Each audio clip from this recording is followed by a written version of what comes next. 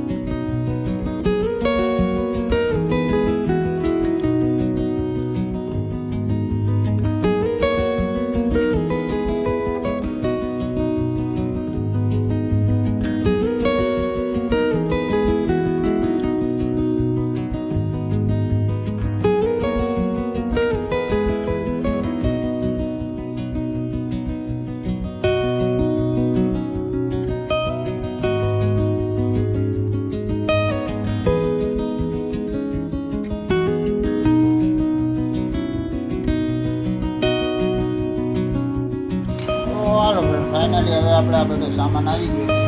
આપણે સૂકી ખારેક છે, પછી આ શું કહેવાય, વરિયાળી, રાઈનો બોરો, મેથીનો બોરો, ધાણા છે, તીખા છે, હિંગ અને આખા ધાણા થોડા ઘણા નાખવા સ્વાદ છે.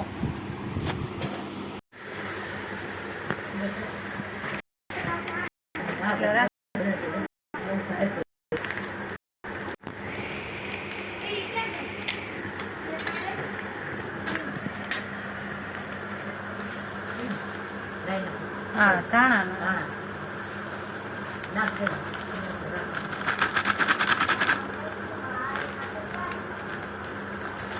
વરિયાળી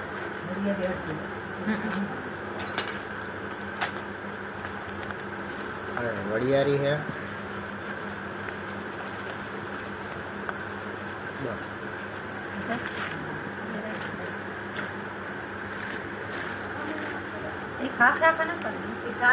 અને હમણાં નથી નાખવા, પેલા હિંગ નાખીને હજી તેલ નથી નાખવું. એ બધું છેલ્લે હોય.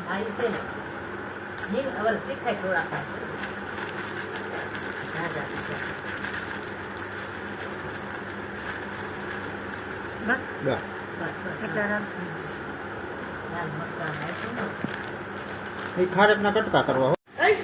તો હાલો ફાઇનલી હવે આપણે લાલ મરચાં નખાય છે. કારણ બીયા કાઢી નાખી બધું તીખું ન લાગે.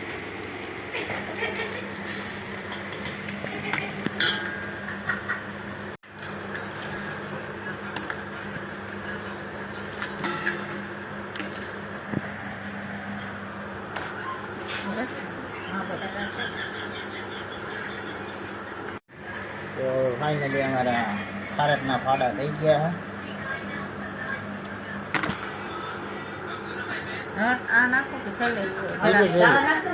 પેલા મસાલો બનાવવાનો.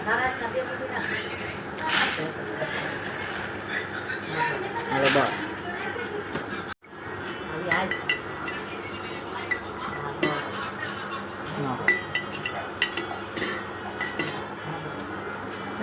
થોડીક નાખી. હા રેવા દે બસ. હા એટલે જ તો રેવા દો.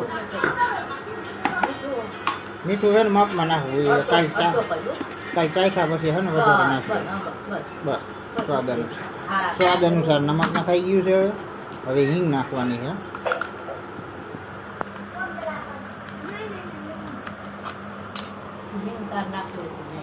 હિંગ તો હારી આખી નહીં હો. બસ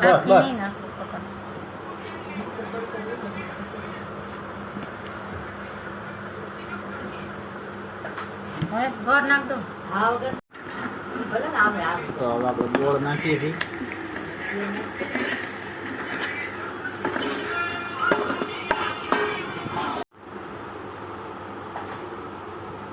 હા છે આપણે શુદ્ધ સિંગ તેલ.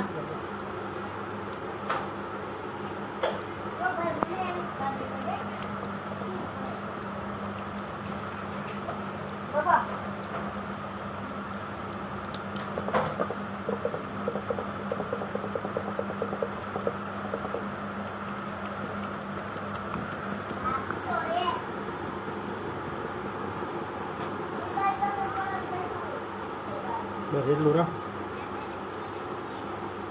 હા અચ્છા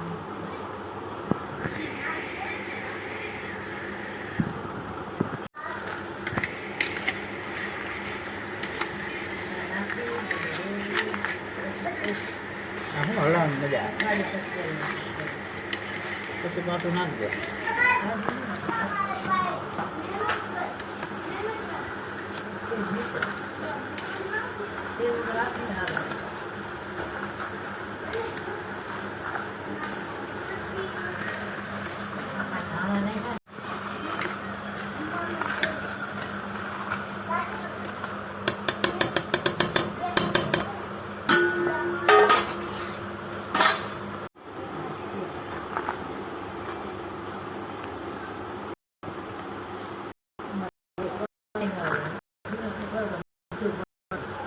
ઈ શાક બનાવો. છે કેરીમાં છે ગાજરમાં છે તેની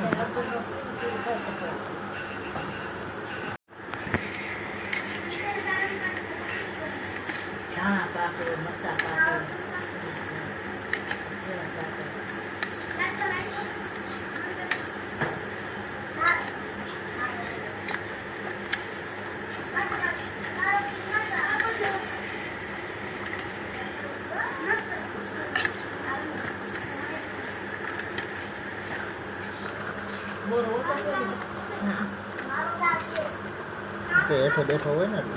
તો હાલો કાંઈ ફાયદા નહીં. આપણું આથણું કમ્પ્લીટ થઈ ગયું છે. આથણું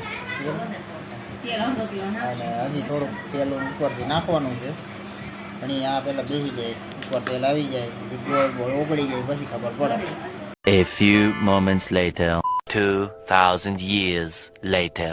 ફ્રેન્ડ્સ ફાઇનલી હવે આપણે જો આથણું તૈયાર થઈ ગયું છે ટાણે. મારું બેન હાથ મારો ગામમાં જ રાખતા આ રીતનું આપણું મસ્ત મજાનું આથણું કમ્પ્લીટ થઈ ગયું છે. 3-4 દી સુધી રહેવા દીધું હતું. એકદમ એક રસ થઈ ગયું. હવે આપણે ભરવાનું છે જિલ્લામાં ભરી લઈએ. ફ્રેન્ડ્સ ફાઇનલી આપણું આથણું કમ્પ્લીટ થઈ ગયું છે. આજ જોઈ લ્યો.